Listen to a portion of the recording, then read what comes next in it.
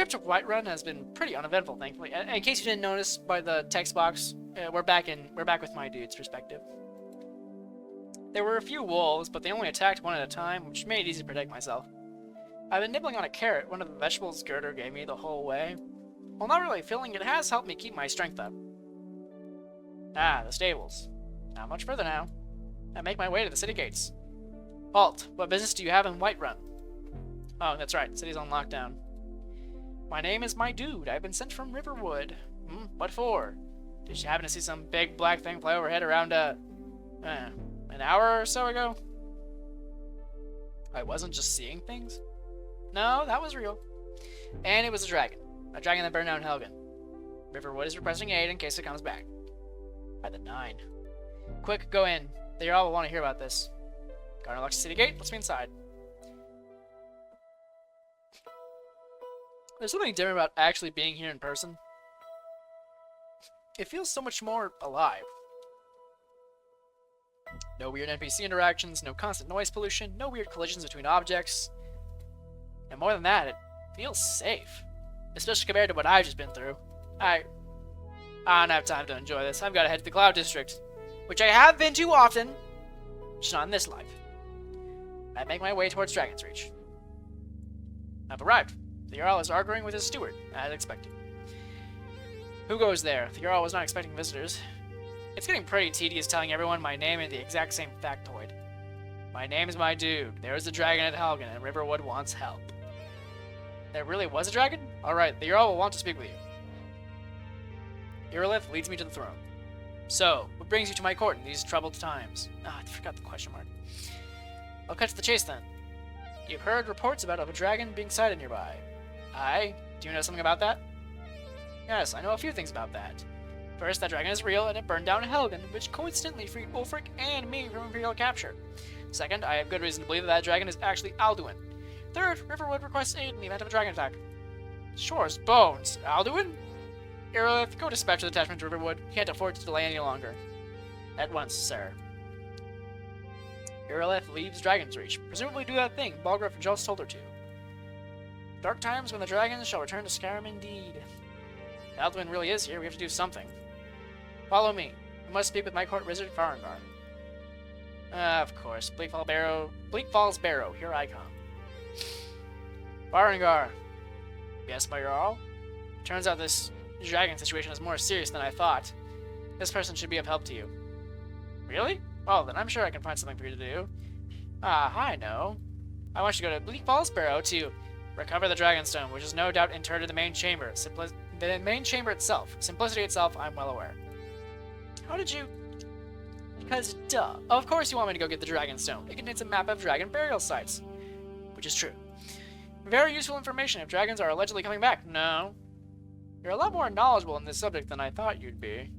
Look, this isn't my first rodeo. I sort of know what's going on. You do? Alright, so 1,000 years ago or something. During the time when Skyrim was ruled by the dragons, the ancient Nords used an elder scroll to banish Alduin.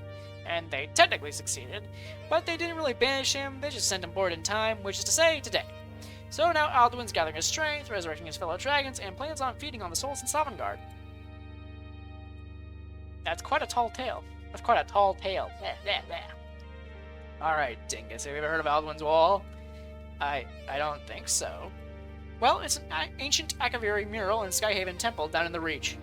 It will confirm a chunk of my story. I'll still get you the Dragonstone. It'd be useful to know where the dragons are buried, of course. Master Farengar, who are you speaking to? Yuri? My dude, is that you? Yuri quickly approaches me. I assume she's excited to see a friendly face. She reaches out her arms, I guess for a hug, but quickly pulls them back. It's nice to see you. It's nice to see you too. Although it's kind of odd to see you here. What, you're a wizard's apprentice now? Well, I woke up in the room back there. Yuri points toward the room behind her, which should be Farengar's bedroom if I remember correctly. And I was wearing this, so I kinda just assumed. Of course you'd acclimate to living in Skyrim. Skyrim? Is that where we are? How best should I put this? Since Yuri's about this sort of thing, I shouldn't need to make any sort of reductionist summaries for ease of understanding. Well, The cosmological plane we're in is called Mundus, which is surrounded by Oblivion and Aetherius. Another way to think of it is a planet called Nirn. Down the list, we're on the continent of Tamriel in the northern province region/nation of Skyrim. Within Skyrim, we're in a centrally located hold/duchy known as Whiterun, and currently we're in the capital building of that hold called Dragon's Reach. Fascinating! Yuri sounds somewhat giddy at my unofficial Elder Scrolls pages dump. I don't know if that's a good or bad thing. On the one hand, it's probably good to be happy in the new place we found ourselves in. On the other hand, it'd probably put a damper on her spirits to head back home if she finally got to be in one of those stories she loved so much. Anyway, if it wasn't already obvious, magic exists here. Do you know how to wield it at all? I don't think so. Should I be able to? Maybe? In the games that take place in this world, the player character always starts with a few spells that they can use. Try spewing some fire out of your hands or something. Not to be rude, my dude, but how am I supposed to do that? By channeling magicka into your fingers? Yuri tries to do something. I don't think it worked, though. Farengar, did you not teach this poor girl anything? She should remember that the fundamental piece of channeling magicka is to draw out the ethereal energies from within. Did that mean something to her? Yuri focuses again and successfully conjures a bound dagger. Did I really just do that? Yep. I put on my best Haggard impression. You're a wizard, Yuri. That'll definitely be handy for where we're going. Huh? Didn't you hear? We're going to Bleakfall's Barrow. Or rather, I'm going and I'd like your help. Where and what is that? It's an ancient Nordic burial ground on a mountain just south of here. We're going to get a funny looking rock. Which is what me and Farengar were talking about earlier. Stay focused, Yuri. Sorry. It's whatever, I was just teasing you. Anyway, it's pretty dangerous in there, so I would like your help. Dangerous how? Well, there's bandits, Draugr, which are basically zombies that don't want your brains, booby traps, and a giant spider. All that to say, I don't want to go in that place alone. Master Farengar, can I? Yes, just go. You'd be more help to me getting the stone anyway. I guess we're adventuring buddies now. I don't appreciate the emphasis she put on that. Now really isn't a good time for this chicanery. We still don't have a way home. Yeah, sure. Let's get going. Of course, my dude. So, not to be that guy, but... Yes?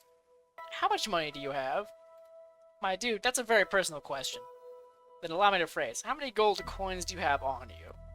What? Oh, that's what you meant. Let me see. Yuri checks the various pouches she has on her belt. There's some alchemical ingredients, a handful of lockpicks, and... here's some. Yuri starts counting the septums in her pouch. I have around 145 gold coins, my dude. Alright, so in total we've got around 200 of them. They're called septums, by the way. Oh, why's that? Here we go again. Well, that's because the Third Cyrodiilic Empire was founded. Hey! Who's yelling at me at the middle of the day? And that's a fun callback, because if you remember back in Act 1, when we actually got to do Day 1 with my dude, it was like, who's yelling at me at the start of the day? Sayori wraps her arms around me, crushing my arms to my sides. I managed to spot her out. Hi, Sayori. Oh, I'm sorry for squeezing you so hard, my dude. I'm just happy to finally see you. Happy to see you, too. Wait, what do you mean, finally? Oh, Monica said you'd be coming here a while ago, but we must have missed you on our way back from our adventure. Wait, Monica's here, too, and what do you mean, our adventure? Sayori, you really shouldn't run off. Oh, hi, my dude.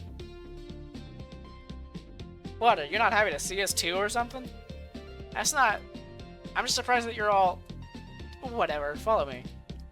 We're gonna talk at the Bannered Mare. The Bannered Mare? Yeah, it's an inn/tavern here in town. That sounds good, my dude. I could use some lunch. The four of us make our way to the Bannered Mare. Alright. What to do first? Alright, let's start with the how we got here part. Alright, going in a circle, I want everyone to talk about what they were last doing before ending up here. I'll start. If I remember right, I had a completely ordinary go-to-bed routine, fell asleep, and then, next thing I knew, I was in the cart from the opening of the game. Yuri? I wasn't doing anything strange either. I just got ready for bed, went to sleep, and woke up in Farengar's room. Sayori? I don't think I did anything weird either. I just woke up in the Temple of Kenny. You mean the Temple of Kenrith? Yeah, that one. Monica? I was trying to find a way to get to you without that thing noticing, but I have a few reasons to assume that this isn't my fault. First of all, I didn't make any changes to anything yesterday. I was just looking through the files. Second, I don't have any of my powers here, which would be strange if I had the power to hop to a different dimension. Third, that entity seems to have more power than me, so if it's anyone's fault, it should be them. If they told me that last week was all a setup for something. You mean for this? If its motivation really is just to tell a story, then I guess it warped us here for that purpose? Monica hasn't said anything for about a minute now. Monica, you're spacing out. Huh? Oh, yeah. Sorry, the only thing of note that I remember was just being at home, getting some final prep work for the festival before heading to bed. Natsuki? Come on, Natsuki. This is trying to figure out how we got here. We need all the information we can get. I don't want to talk about it. Is her home life seriously that bad? Fine, but do you remember anything mystical, I guess? Unusual in the supernatural sense? No. Alright. So, major takeaway. This makes no sense. Let's talk about what first happened when we woke up. Like I previously mentioned, I woke up in the cart where the player character wakes up at the start of the game. Teehee! What's so funny, Monica? Don't worry about it. I just remember something funny. Because, of course, Monica would find it funny that our dear player character woke up where the player character should be. Wait, game, what do you mean? Oh, right, I should probably explain that. Well, the world we found ourselves in is pretty much exactly like a game I played called Skyrim. The game is named after the province it takes place in? Well, yes, it's part of a larger series, the 5th entry to be exact. Anyway, the major story events are playing out like how they do in-game, so it's safe to operate under the assumption that we're in the game. Or something like that. So we've been isekai'd into the world of Skyrim.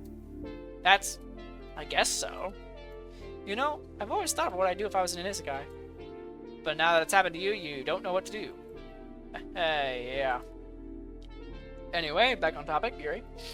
Like I said, I woke up in Farengar's room, who is the court wizard for the Jarl here in Whiterun. He called me his apprentice. Sayori. I woke up in the Temple of Kenrith. Yeah. Anyway, I was woken up by an older woman who called me apprentice too, telling me to heal people. Huh. Monica? I woke up in that palace up on that hill. You mean Dragon's Reach, where the Jarl is? If that's what it's called, then yes. Anyway, I was wearing this uniform and a guard came up to me calling me captain. Interesting. Natsuki? I woke up in a stinky cave with some ugly-looking punks. They kept calling me boss, even though I had no idea who any of them were. Were they bandits? That's what the guards called them, so yes. Alright. I think I see the pattern here. So to summarize, I woke up where the main character should be. Yuri and Sayori woke up near a plot-relevant character here in Whiterun. Monica woke up replacing a pre-existing character who isn't that plot-relevant, and Natsuki woke up replacing a generic enemy character. Based on this, it seems that we weren't just dragged here from our world. No, we've been integrated into this world with backstories being given to us. Whether that means mantling a pre-existing character or being directly connected to one. My dude, what does that mean? Crap, I didn't think that far ahead. Well, I guess that whatever happened to us was deliberate then? Because if it was just some freak coincidence, we would still be in our pajamas and no one would recognize us, right? Huh. My dude's actually a pretty clever cookie. Should I tell him the truth then? He's not aware, so no. You know what? That's a fair point. That's an interesting point, my dude. Although we still don't have enough information to know if that's true or not. Yeah, you're right. Alright, nice order of business. Hey, who made you leader anyway? What? You're running this show like a meeting. Why are you bossing us around? Natsuki. We're in a dangerous place far from home, and you think that you should just take charge? Yeah, should just take charge. What, just because we're a bunch of girls? To be fair, I thought I was the only one who's played Skyrim before. We never voted on that. We never agreed to that. I was just trying to make sure everyone's on the same page. You didn't ask. You just said we were going here. Monica said she was hungry and no one else said anything, so... Probably because, oh, I don't know. We don't know what's happening and we're scared. I'm just trying to help. Yeah, well, you should have... Shut up, Natsuki. I never heard Sayori scream like that. I think I'm scared. My dude was just helping us. He was just trying to learn about what happened to us. He was doing a good thing, and... Sayori's burst of rage has seemed to peter out a bit, leaving only sadness in its wake. No one wants to break the silence that followed. Monica does her best to try and calm Sayori down. Thanks, Monica. Very cool. Okay, so what happened? What's her problem? Ah, right. She did let it slip during her rant that she was scared. And if my experience with her at the club is anything to go by, Natsuki lashes out when she's scared. God, what a hassle. Oh wow, maybe she has a point about me just making myself leader without asking. I just thought about trying to deal with her as if that's my responsibility. Alright, I think I know where to go from here. Natsuki. Look, I wasn't trying to be some sort of brave hero or anything. I was just trying to make the most sense out of our current situation. Because you're right about this being scary. Honestly, I'm scared too, and I know a lot more about this game than you guys do. So I can't say that I fully understand how you're feeling, but I'm sorry I didn't help you in the way that you wanted or needed. I'm horrible! Hey, no one said that, no one thinks that. But you didn't deserve that at all, Sayori's right. Natsuki, as annoying as it is to be on the receiving end of something like that, I don't blame you for it. Why wouldn't you? Because, Natsuki, we're all scared. I don't have the right to judge you good or bad. We're all in this together. Hey, you want to read some... Oh, right. No manga in Skyrim. Sorry. You dummy. I wasn't trying to be funny, but that seemed to help her a little. Well, while I would like to get back on track, in the spirit of equality, does anyone else have suggestions? I'll take the silence as a no, if that's alright with everybody. So the next thing I think we should do is take stock of our resources. Obviously, I can see that we all have at least one set of clothing, with 3 of us having armor, and the other 2 having robes. Yuri and I have around 200 septums combined, which are gold coins that are the currency here. What about the rest of you? The other 3 girls count their coin, which results in us having around 500 septums total. Natsuki had the most, which I suppose is due to the occupation she found herself with. Alright, does everyone have a weapon? I got a bow, some arrows, and this sword. I got this big, dumb hammer. How did I not notice her hammer? It's taller than her! I don't think I have one, but I can conjure a dagger. What kind of thing is this, my dude? Sayori pulls out what appears to be an iron mace. Well, that'd be a mace, which counts. So do I just hit people with it? Pretty much, yeah. I don't know. Sayori doesn't seem too thrilled by that. She never liked hurting people. Even when she accidentally hurt someone, she used to go into hysteria. Look, I'm just gonna come clean. I've personally killed at least 2 people already. In self-defense, of course. Fighting is how most people resolve their conflict in these lands, so even if it's hard, it's better to be good at it.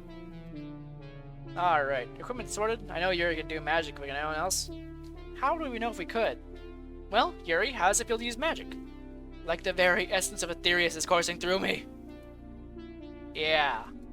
Look, just try to shoot some fire out of your hands or something. The other 3 girls each try to do something. The only one who seems to have some sort of success is Sayori, whose hands start glowing yellow. Hehe, that tickles. I guess we found our white mage. So how does magic work anyway? That's a loaded question. Do you want the short answer or the Yuri answer? Yuri answer? What? This place has a lot of lore, most of which only Yuri would probably care about. The short answer then, I guess. Well, in the game, you use mana points to cast spells. Stronger spells cost more mana, which will usually require either leveling your mana stat or increasing your skill with that type of magic. Spells are categorized into a few different types: Destruction, Restoration, Alteration, Illusion, and Conjuration. Destruction hurts people, usually with fire, frost, or lightning. Restoration heals people, which is probably what Sayori can do. Alteration changes the physical properties of something, like making your skin more resistant to damage. Illusion changes the perception of a person, so basically you can alter their mental state. And Conjuration summons things from oblivion, which is a whole other can of worms. Yuri uses this kind of magic to get her dagger. So I can only say Sayori and Yuri use magic. Everyone has a different aptitude for certain schools of magic, and also separate baselines for their magic reserve. It's probable that the rest of us just have a small magical pool to draw from, so not enough to cast even the simplest of spells. This freaking sucks. Magic exists, but I can't even use it. I mean, we can technically use it, it's just not to any meaningful effect. For now. In the game, getting better with skill lets you increase your stats, including mana, so maybe we'll be able to use magic later. My dude? Yes, Sayori? I'm really hungry. Can't we eat now? Sure, why not? Yay! I flagged down Sadia to take our order. She asked what we'd like to drink, to which of course the girls have no idea what's available. I asked her about the selection of drinks available for today. Ale, Alto wine, blackberry mead, honeydew mead, Nord mead, and wine. Not a single soft drink! I could have sworn milk was an option. Yuri asked more about the two wines. Turns out the Alto wine is supposed to be sweeter. Go figure. It's actually true. Like, if you Google it, like, the different grapes used to make the Alto wine sweeter. The more you know. Yuri orders the Alto wine. The other three seem a bit uncomfortable with ordering booze. As a solution, I asked Sadia to bring us all our own mugs and order an ale, honeydew mead, and a normal wine. That way, we can each try a little bit to see which is the most appetizing. This seems to satisfy everyone. Turns out the honeydew mead is the most popular item among the girls by far. Sweetness really does help balance out the taste of booze. Sadia comes back, asking what we want to eat. There's a lot more options when it comes to food, but she gives us some recommendations. Monica orders a salmon stew, Natsuki orders grilled chicken breast and a baked potato, and Yuri orders a beef stew. Sayori, ever the munchkin, orders a baked potato, some cooked venison, buttered bread, and a boiled cream tart. Punk. I'll just go for some tomato soup since I already had a carrot. We managed to have a lovely lunch without incident, even if we now only have 435 septims. That was good.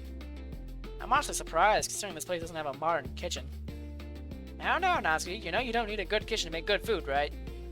Oh, I wonder what sort of exotic and wonderful spices they must have used. I think Yuri's a little too excited over something like spices. What is she, the Netherlands?